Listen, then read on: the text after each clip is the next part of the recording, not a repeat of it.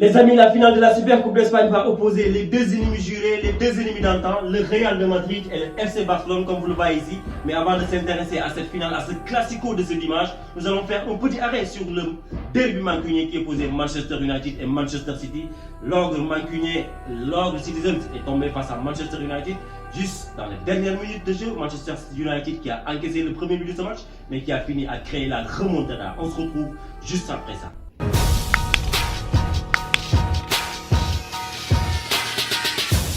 Le 189e derby de Manchester termine sur une couleur rouge. Manchester United qui s'impose face à Manchester City. Incroyable mais vrai, parce que oui, Manchester United est dans une bonne phase et dans une très bonne dynamique, tandis que Manchester City inquiète toujours. Les Red Devils reviennent à un petit point des Citizens. Manchester United renverse l'ogre Citizens dans les dernières minutes. Suivons ce petit reportage, ce petit élément de Mati Mbappé.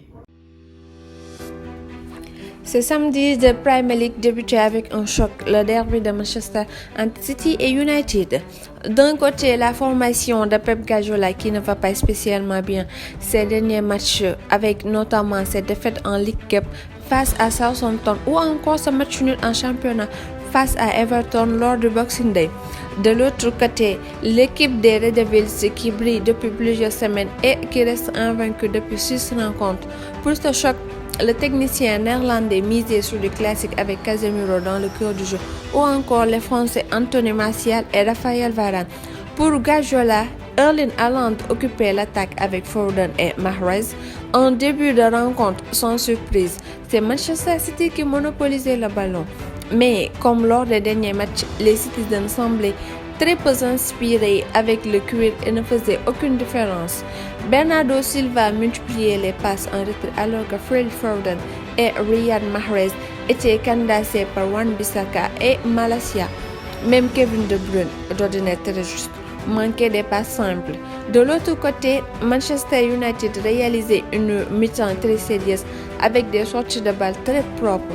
Marcus Rashford se procurait même l'action la plus dangereuse de cette première mi-temps. Après une merveille d'action collective, l'Anglais partait en profondeur, devançait la sortie hasardeuse d'Ederson, mais ne parvenait toujours pas à envoyer le ballon au fond des filets. Au retour des vestiaires, les hommes de Pep Guardiola revenaient avec de meilleures intentions et nettement plus inspirés. Plus tranchants dans leurs appels, les coéquipiers de Kevin De Bruyne trouvaient la faille de manière assez logique. Le Belge déposait une merveille de centre sur la tête de Jack Grealish qui venait tout juste d'entrer dans un jeu. Les Citizens mènent ainsi d'un but à 0 à la 60e minute. On s'attendait alors à voir Manchester City dérouler face à une équipe de United qui semblait moins appliquée techniquement. Et c'est ce qui s'est passé jusqu'à ce fait de jeu très surprenant dans les derniers instants. Sur une contre-attaque, Casemiro lancé en profondeur Marcus Rashford très largement en enjeu. L'Anglais s'en allait alors seul au but, mais au dernier moment, c'est Bruno Fernandes qui surgissait pour placer une frappe qui trompait Ederson. Les Mancuniens égalisent ainsi à la 80e minute de jeu. L'arbitre sifflait logiquement hors-jeu puisque Marcus Rashford était nettement en position illicite, mais contre toute attente, il décidait de faire marche arrière et de l'accorder puisque Bruno Fernandes ne l'était pas lui. De quoi provoquer la colère noire des joueurs de City et de Pep Guardiola. Dans la foulée, assommé, Manchester City concédait un nouveau but. Sur une nouvelle contre-attaque éclair, Marcus Rashford passait devant le défenseur et donnait l'avantage à son équipe à la 82e minute de jeu. Une catastrophe pour Manchester City qui voit son adversaire du jour revenir à un petit point d'écart et qui voit surtout le leader Arsenal s'envoler doucement en tête. Alors, merci Mati, Madame Mbappé. Le football ne se résume pas uniquement à ce que l'on voit, mais à ce que l'on ressent également. Dans ce match, nous avons ressenti de très grandes émotions. Et c'est le football, c'est un ascenseur émotionnel. Mais que dire de Manchester United qui s'est transformé en un temps record? Manchester United qui nous a éblouis et pourtant, On se moquait de Manchester United dans cette début de saison 2022-2023, surtout suite à leur défaite face à Brentford. Mais ce Manchester United-là est irréversible et inarrêtable. Et oui, dans ce match, nous avons vu un Manchester United sérieux, dynamique, concentré tout au long de cette rencontre-là. Ils ont dégagé de la grinta, ils ont également fait jaillir beaucoup de maestria, avec de joueurs extraordinaires. Et oui, Manchester United est sorti vainqueur de ce match face à Manchester City. Donc aujourd'hui, Manchester est rouge. On sent, on voit de la confiance aujourd'hui chez les joueurs de Manchester United.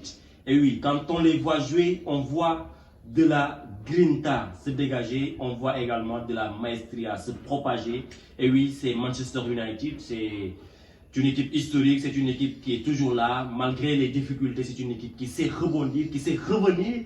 Bravo à Manchester United, le talent de la patience du talent, voilà ce qui les rend uniques. Après cette victoire importantissime des Red Devils de Manchester United de Baysen, un ami, un frère de Dirkadé qui habite Thiès, big up Baysen, félicitations à toi, félicitations à tous les supporters de Manchester United. Nous allons maintenant s'intéresser à la finale qui opposera les deux ennemis jurés, le Real et le Barça, finale de Supercoupe. Alors, comme vous le voyez ici, Decidio Courtois. C'est Courtois qui a décidé de ce match avec cet arrêt importantissime, le dernier arrêt, synonyme même de la qualification en finale de ce grand Real de Madrid. Petit dans ce match, même si ça n'a pas été évident, ça n'a pas été facile. Il y avait Benzema, oui, il y avait Vinicius Junior, mais c'était difficile pour les merengues, pour les joueurs d'Ancelotti. Mais il y avait un grand Courtois qui a vraiment sauvé cette équipe merengue. Là aussi, l'autre journal espagnol nous dit Courtois balait une finale. Courtois vaut une finale. Tu veux Courtois toujours, tu veux Courtois à la une parce qu'il est le sauveur de cette belle équipe du Real, uniquement. On va se limiter là. Maintenant, ce Real va s'imposer, je ne sais pas. Ce Real, en tout cas, va affronter le grand Barça avec un grand Ter Stegen également. De l'autre côté, le Barça également s'est imposé après les tirs au but, mais c'était avec un très grand Ter Stegen, comme vous le voyez ici aussi, à la une de tous les journaux espagnols, Ter Stegen, le héros.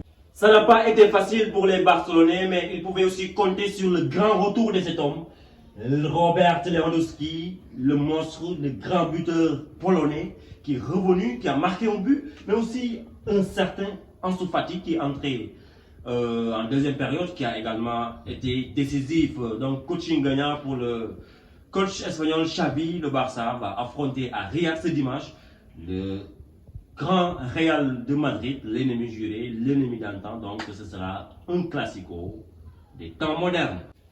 En Italie, le Napoli de Diego Armando Maradona, paix à son âme, s'est imposé 5-1 face à la Juve. 5-1. Une manita, 5-1 avec un doublé de cet homme, le meilleur buteur de la Serie A pour le moment, il est là, Victor Osimhen. Standing ovation. Victor Osimhen, il est le meilleur buteur de la Serie A pour le moment. Il est juste incroyable. Il marque des buts, il bouleverse toute une défense, il dérange, il est top. Il est juste incroyable, le Nigérian, l'Africain. On est content de lui et il permet également à ce grand Napoli de s'imposer au stade Armando Diego Maradona, bien sûr, face à la Juve, 5-1 avec un but de Di Maria du côté des Bianconeri. Alors, chers amis, c'était tout pour aujourd'hui. Merci d'avoir regardé la vidéo jusqu'au bout. Peut-être demain ou après-demain, on fera une vidéo spéciale pour les internationaux sénégalais qui font ravage en club. Ismaël Sarr qui a été décisif, Iliman Ndiaye qui a été décisif, ainsi de suite, ainsi de suite. On va les suivre, on va vous donner l'information qu'il faut par rapport à nos compatriotes sénégalais. On va aussi parler de ce match à venir en CHAN, le Sénégal qui va jouer son premier match aujourd'hui, ce samedi. D'ici là, portez-vous bien, profitez bien des vôtres et oui, vamos!